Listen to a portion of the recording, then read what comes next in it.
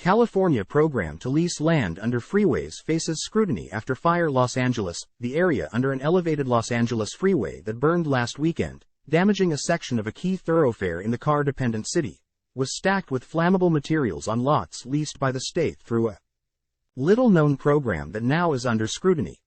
The blaze Saturday burned about 100 support columns, forcing the closure of a vital mile-long stretch of Interstate 10 near downtown that is used by hundreds of thousands of people daily. It could take crews working around the clock between 3 and 5 weeks to repair the freeway, Governor Gavin Newsom said. Newsom said the state would reassess the practice of leasing land under roads to bring in money for mass transportation projects. Details of that program remain opaque. Newsom's office directed questions about whether the state has any regular inspection protocols to state transportation officials. The California Department of Transportation, known as Caltrans, did not respond to questions about inspections or provide information about how many properties the state leases. State Assemblymember Miguel Santiago, who represents part of downtown Los Angeles, said officials should disclose how many sites are leased under the program, the terms of contracts, how much money the program generates, and how the state ensures companies comply with the contract requirements. Some of those actions could have prevented what we now see happened underneath the 10, Santiago said. Time equals 400 Ms. Greater than Apex Development Inc. has leased the land under I-10 since 2008. One condition of Apex's contract stipulated it not allow flammable or hazardous materials to be stored there. The fire that spread quickly over 8 acres, 3 hectares, was fed by pallets, cars, construction materials and other items being stored under the freeway in an industrial neighborhood. No injuries were reported, but at least 16 homeless people living in an encampment there were taken to shelters.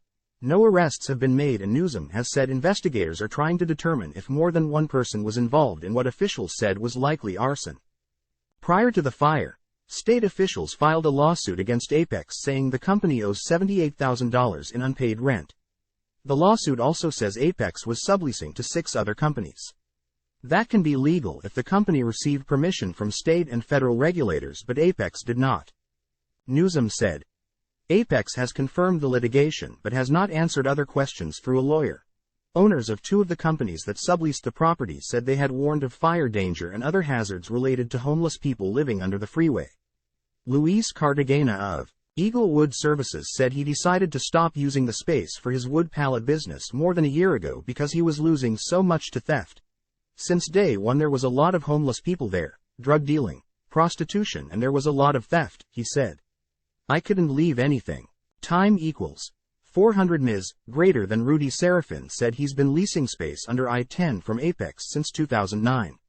He uses it to store supplies for businesses in the garment district, including hangers, boxes and bags. He also stores office supplies including hand sanitizer, which is flammable. He estimates he lost $800,000. I don't know what I am going to do. I am 49 years old. I have no other resources. This is my livelihood. This is what I feed my kids with, he said. Serafin said he's been unable to get insurance for his business because of concerns about homeless people using cooking fires in the area. He said he and other businesses called the city repeatedly to request a cleanup of the encampment. The city removed homeless people from the space once, and then encampments quickly returned, he said. The city didn't respond to a request for comment about whether they had received complaints or removed people from the site. Los Angeles Mayor Karen Bass warned Monday against assuming homeless people started the blaze. Time equals 400 Ms. Greater than Serafin said he and other contractors received a notice from the state transportation agency in May saying Apex wasn't paying its rent. Serafin and other business owners then decided to stop paying Apex, but then lost access to their properties. They resumed paying and tried to work directly with Caltrans, but the agency's lawyer said he couldn't negotiate with them, Serafin said. Serafin said he signed a contract with Apex in 2009 but couldn't find it.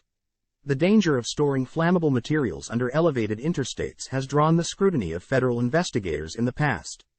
After a 2017 fire collapsed a section of Interstate 85 in Atlanta, the National Transportation Safety Board criticized the Georgia Department of Transportation's decision to store construction materials beneath the bridge without assessing the fire risk. The department said it immediately changed storage practices. California Fire Marshal Daniel Berland said investigators have identified where Saturday's fire started and what caused it after sorting through the rubble for evidence, but did not specify what they found. He had no information on a suspect and said investigators are talking to witnesses. An estimated 300,000 vehicles use the stretch of freeway daily, which runs east-west across the heart of the metropolis and connects with other major freeways. The city has been urging people to avoid the area, take buses and trains, or work from home. On Wednesday morning, Javier Ramos inched along with his father, who was driving to his weekly physical therapy appointment in an industrial area blocks from I-10 as trucks and tractor-trailers cut in and out of the traffic to get to nearby warehouses. It had already taken them about 20 minutes to get to Sacramento Street from East Los Angeles, and their GPS showed they still had 33 minutes, at least, left in their travel. Normally the trip takes 45 minutes. We can't do nothing about it, he said, adding that next week they will leave earlier. Taxon reported from Orange County, California. Associated Press writers Sophie Austin in Sacramento, California, Christopher Weber and Stephanie Dazio in Los Angeles, Jeff McMurray in Chicago, and Anisha Frizzle in Atlanta contributed to this report.